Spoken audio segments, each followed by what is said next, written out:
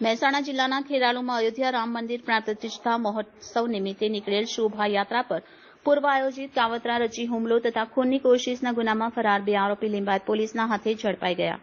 ખેરાલુમાં નીકળેલી શ્રી રામ શોભાયાત્રા પર થયેલા પથ્થરમારા મામલે પોલીસે કાર્યવાહી કરી હતી. ખેરાલુ પોલીસ સ્ટેશનમાં 32 લોકો સામે આ મામલે નામજોગ ફરિયાદ નોંધવામાં આવી છે. પૂર્વ આયોજિત કાવતરું રચી શોભાયાત્રામાં પથ્થરમારો કરવા મામલે ફરિયાદ નોંધવામાં આવી હતી. ખેરાલુના બહેલીમવાસ પાસે શ્રીરામની શોભાયાત્રા પર કેટલાક અસામાજિક તત્વોએ પથ્થરમારો અને હુમલો કરી શાંતિપૂર્ણ વાતાવરણને દોડવાનો પ્રયાસ કર્યો હતો. પોલીસે હુમલો કરનાર 2 મહિલા સહિત 32 અસામાજિક તત્વો સામે ગુનો નોંધી 12ની ધરપકડ કરી હતી. જે ગુનામાં નાસ્તા ફરતા 2 આરોપીની બાતમીના આધારે સુરતના લિંબાયત પોલીસે ધરપકડ કરી છે. પોલીસ પાસેથી મળતી માહિતી મુજબ મહેસાણાના ખેરાલુમાં રામ મંદિર પ્રાણ પ્રતિષ્ઠા અગાઉ આયોજિત ભગવાન શ્રીરામની શોભાયાત્રા પર પથ્થરમારો કરવામાં આવ્યો હતો.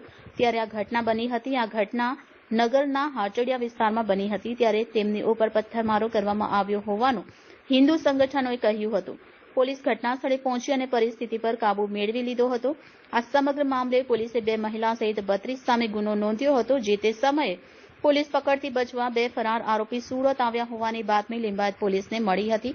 જે બાતમીના આધારે પોલીસે બંને આરોપીની ધરપકડ કરી આરોપીનો કબજો ખેરાલુ પોલીસને સોંપ્યો હતો.